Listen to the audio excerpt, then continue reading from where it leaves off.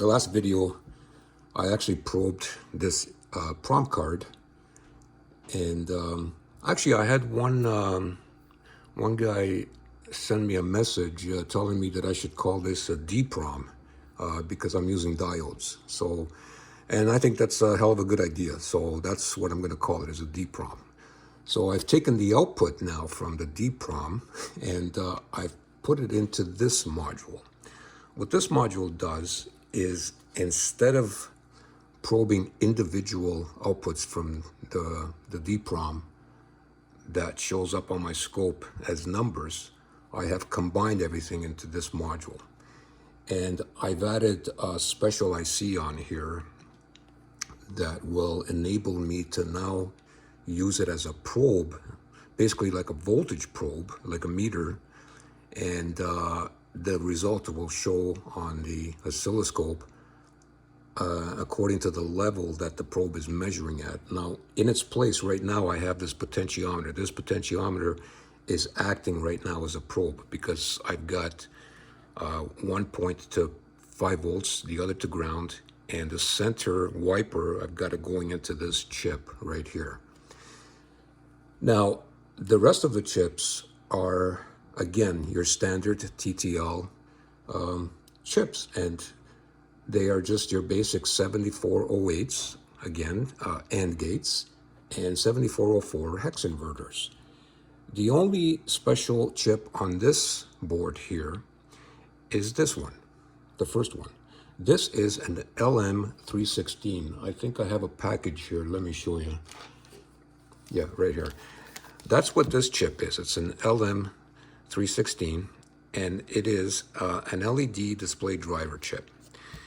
Now, I like these chips. These chips were basically used for VU meter drivers and fluorescent indicator drivers and so on.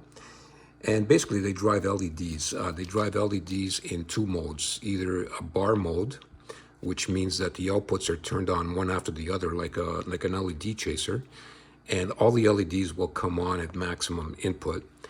Or you can convert this into by putting a selection on pin 9 on these chips. You can select it between dot mode and bar mode. Bar mode is when all the LEDs come on in sequence and they stay on. Dot mode is that when LEDs come on one at a time, and when it goes to the next one, the previous one goes off, and so on. So that's the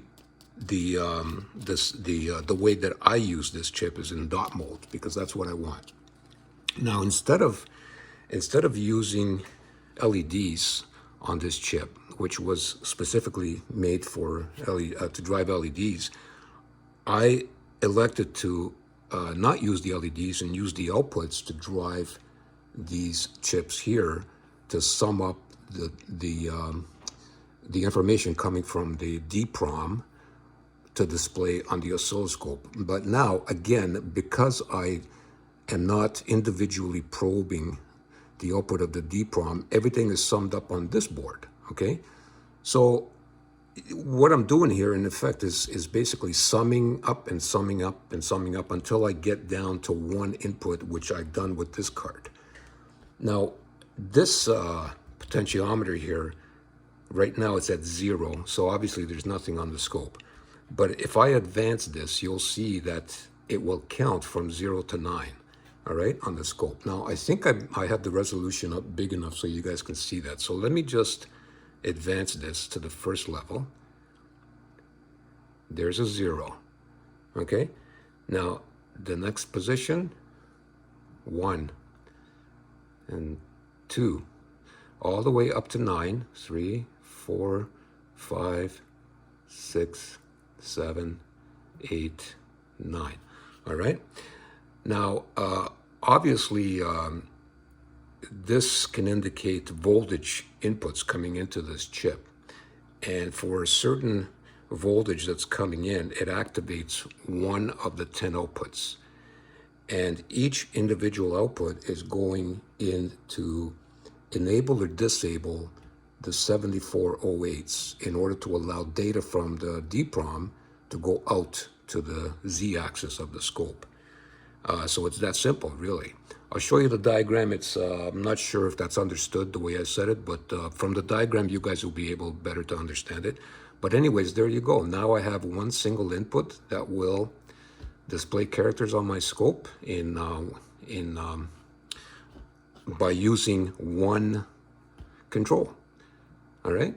And the only problem, like I said in the last video, is that by doing it this way, the way I'm doing it, you obviously can see how much bigger the circuit is getting, to basically display numbers on the scope. Okay, that's the problem with using these old style TTL gates from 1990s, 1980s.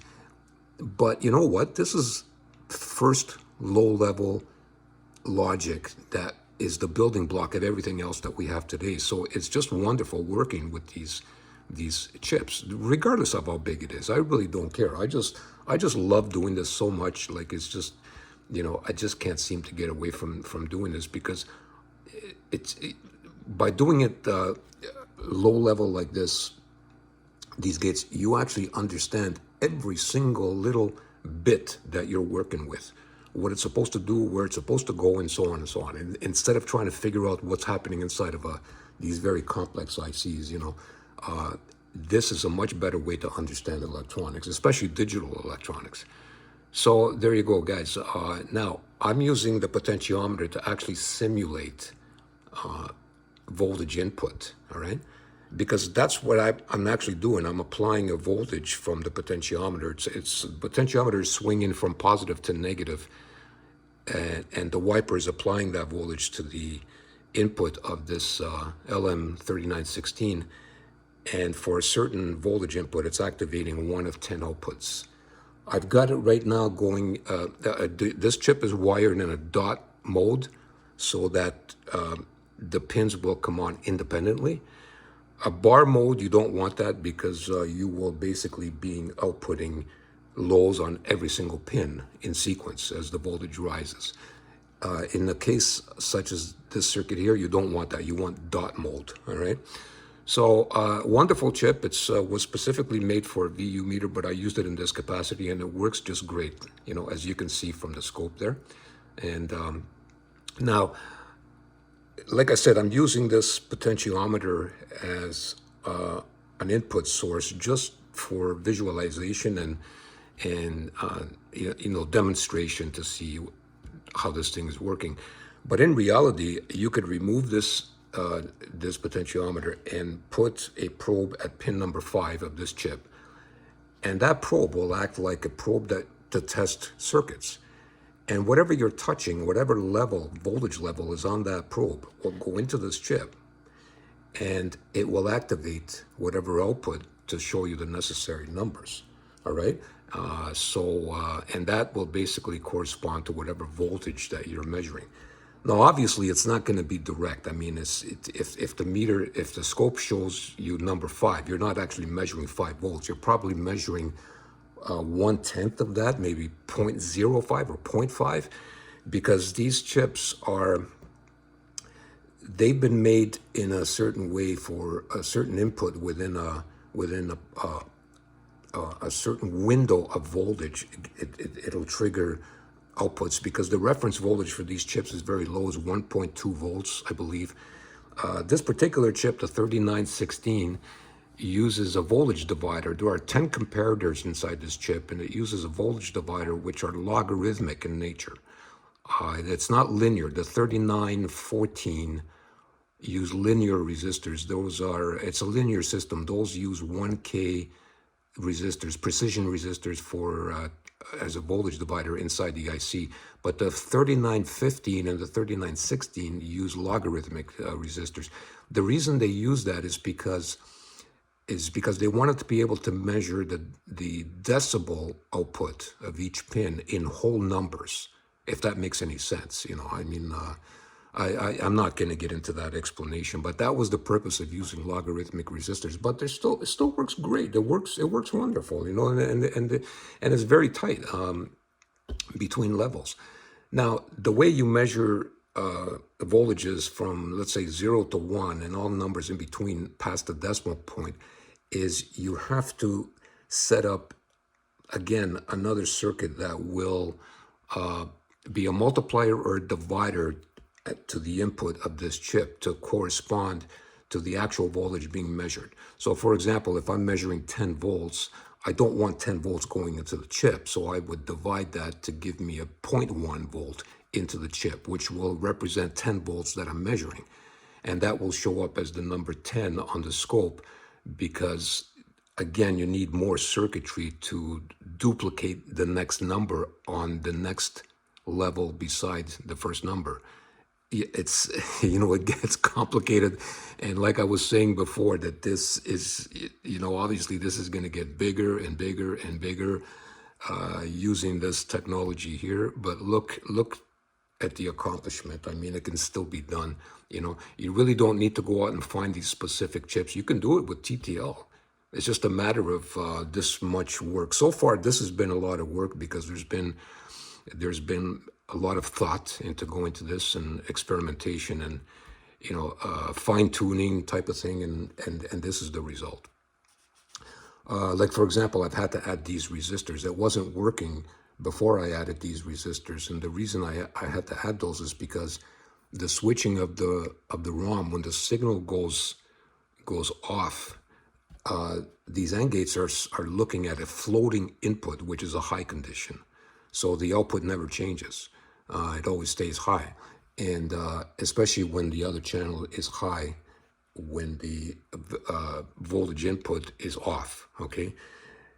Because this is reversed. The reason I had to use hex inverters is because the output of this IC actually goes low when it's active. When it's not active, they're all high. I don't want that. I want it to, again, to start low, so I'd have to invert it again.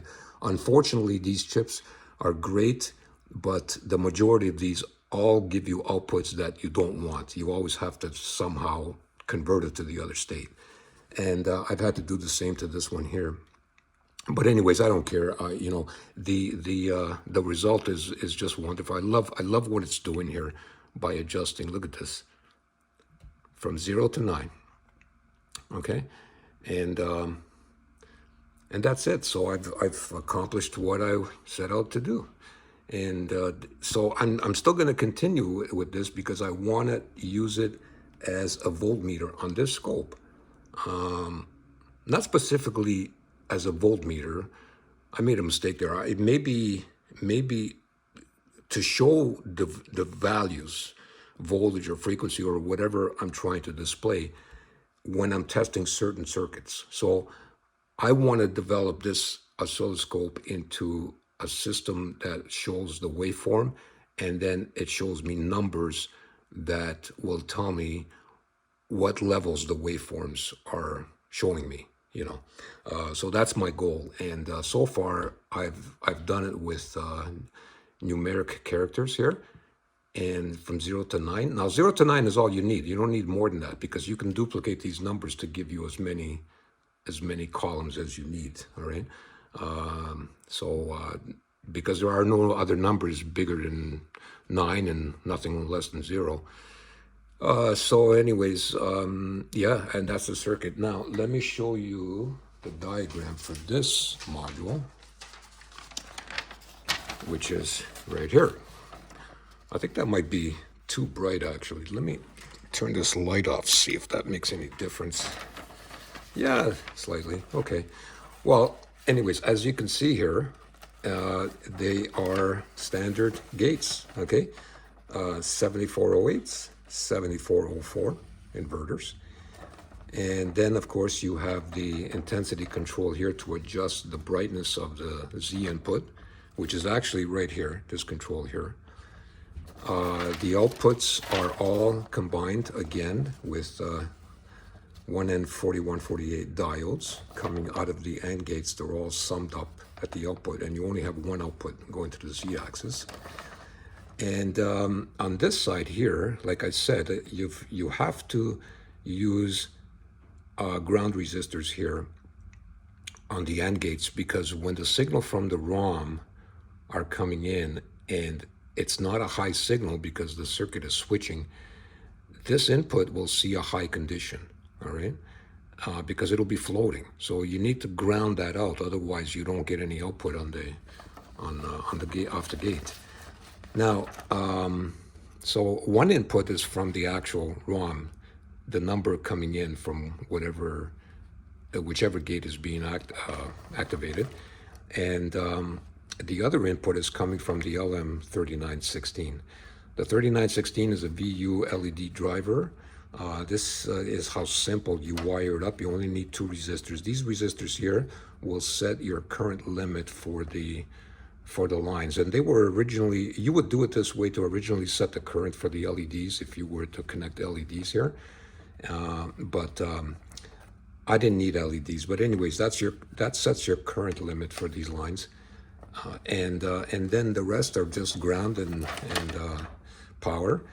And pin number 5 right here, oh, I didn't label it, but that's pin number 5, and that's your voltage input. So whatever voltage is coming in here will activate one of these lines, and it will turn on one of these gates, okay?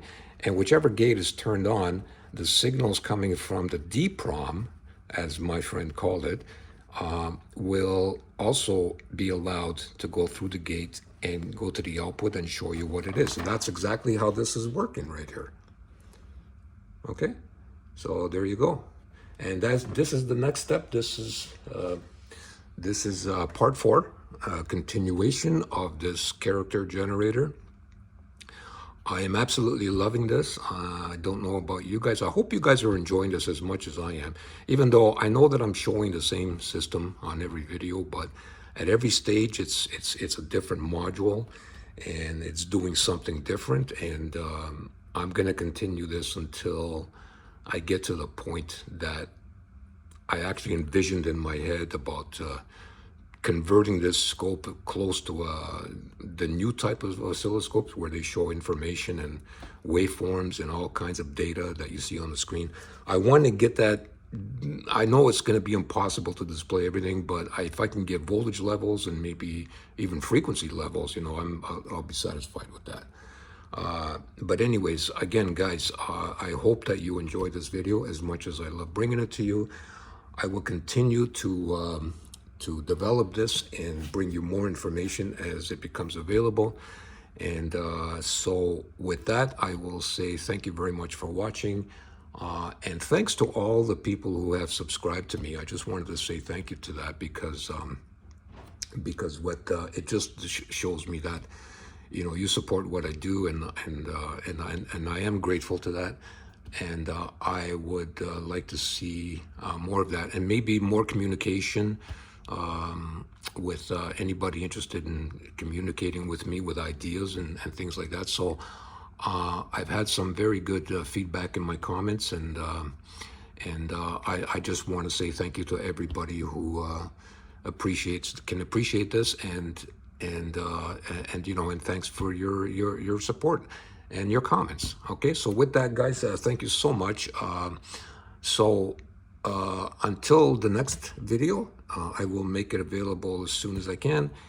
And with that, I will say goodbye. Have a great day. Do not forget to subscribe if you haven't done so that you will be one of the first to get notice of anything new that I've adapted to this, and instead of searching, all right? And basically that's it. And I hope you guys have a great day. Weather's getting better, nice and warm now. So I'm basically loving everything that's going on at this point. So with that, guys, have a great day. Until next time, take care. Thank you so much. Bye-bye.